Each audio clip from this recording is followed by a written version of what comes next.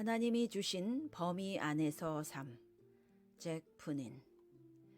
미국을 휩쓸었던 많은 운동들이 인도와 다른 여러 나라들에 수출되었는데 그 중 하나가 믿음의 말 Word of Faith이며 그 주요 강조점은 번영과 치료였습니다. 하나님이 자기에게 주신 약속의 말씀을 믿음으로 선포하는 것은 성경적이지만 번영과 기복적 목적으로 성경 말씀을 자기 의미로 인용해서 선포하는 것은 잘못이라 하겠습니다. 예수님이 당신을 부유하게 하며 좋은 집과 차도 주시며 뉴에이지 운동처럼 눈을 감고 뭔가를 바라보게 했는데 이런 일이 내게 일어날 것이다 라고 상상하라는 것입니다. 그것은 힌두교나 이방 종교의 가르침과 같았습니다. 바라는 대로 될 것이다. 그건 진정한 믿음이 아닙니다. 성경에는 믿음은 들음에서 나며 들음은 그리스도의 말씀으로 말미암았느니라.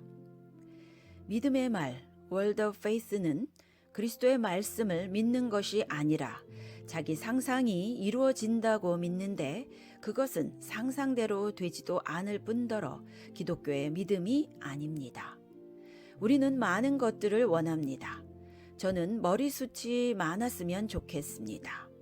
그러면 제게 도움이 많이 될 것 같습니다.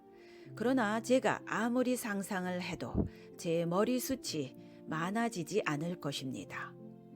그리스도께서 다시 오실 때 제 머리숱이 많아지겠죠. 믿기 힘들겠지만 여러분은 그때 제 머리숱이 많아진 모습을 보게 될 것입니다. 그때는 흰 머리카락이 하나도 없게 될 터이고 그러면 여러분이 거의 저를 못 알아보게 될 것입니다. 그래서 저는 항상 지금 모습처럼 지내지 않을 것입니다. 그래서 저는 꼭 부활을 기다립니다.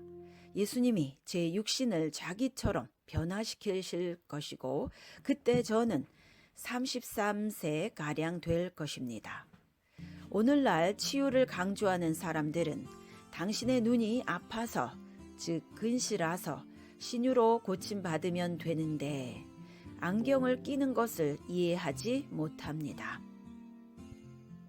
구약의 신명기에 너희가 내게 순종하면 내가 너를 부유하게 하며 물질도 많이 주며 자녀도 많이 줄 것이다 라고 약속하셨어요.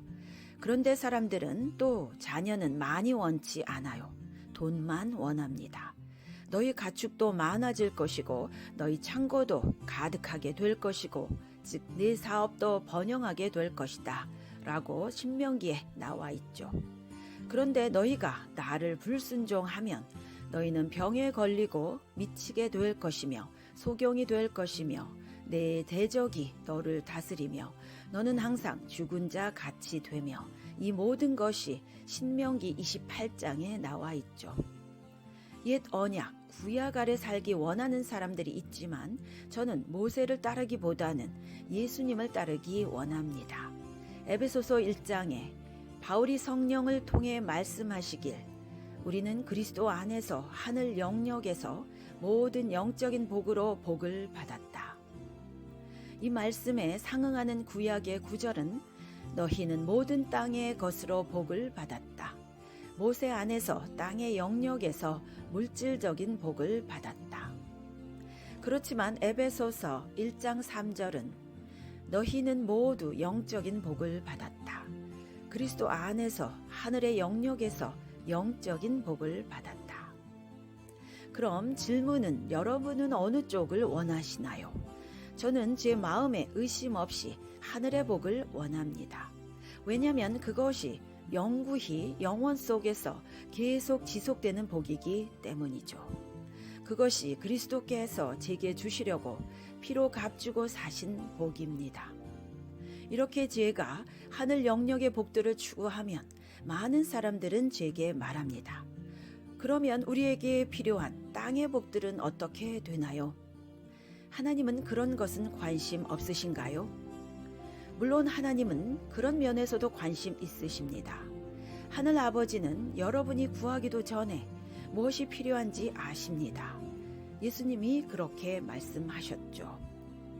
그러므로 무엇을 먹을지, 무엇을 입을지, 어디서 살지, 어떤 차를 가질지 너무 안달하지 마십시오. 이런 땅의 것들에 너무 걱정하지 마십시오.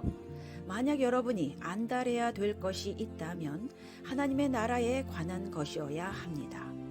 이게 그분이 의미하신 것입니다.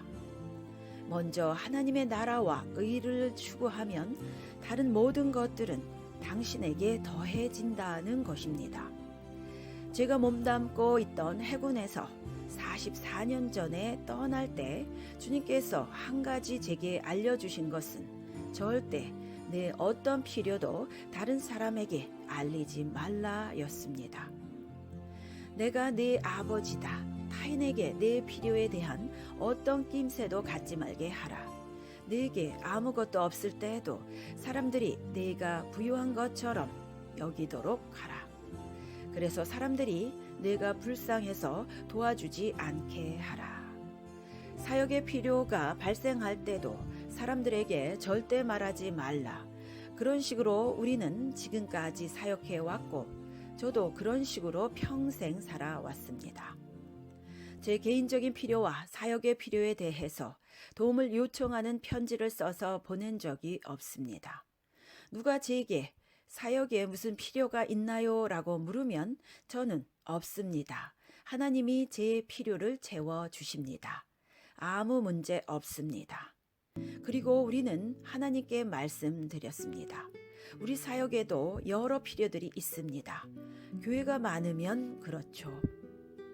미국은 사회안전보장, 공립무상교육도 있고 많은 게 무료죠.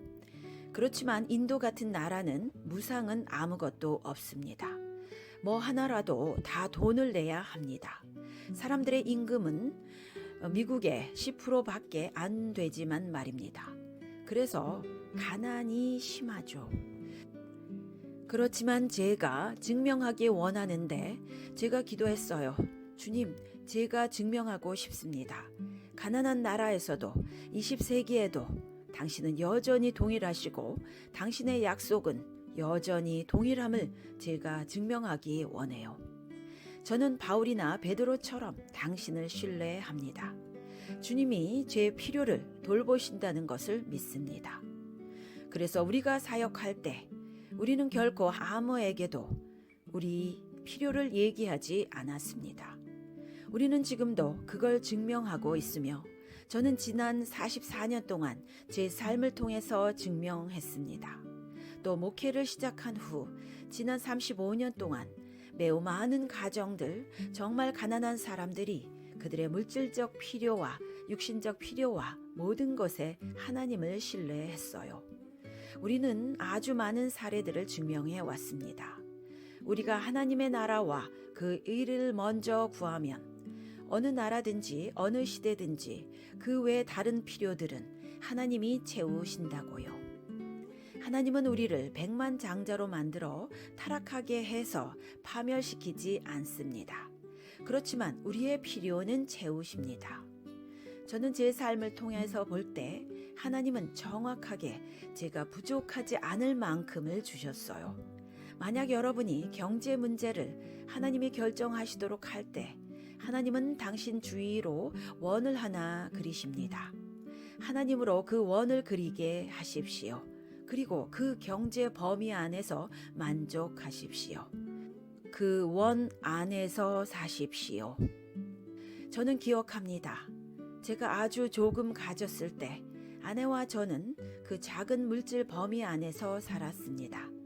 저는 지금 70세인데 지금까지 살아오면서 빚을 져본 날이 단 하루도 없었습니다. 우리는 수년 전에 결심했습니다. 우리 능력 범위 안에서만 우리가 구매하기를, 빚내서 안 사기로. 빌립보서 4장 13절.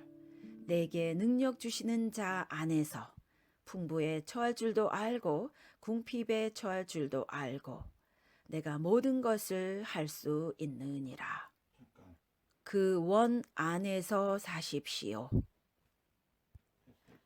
아멘.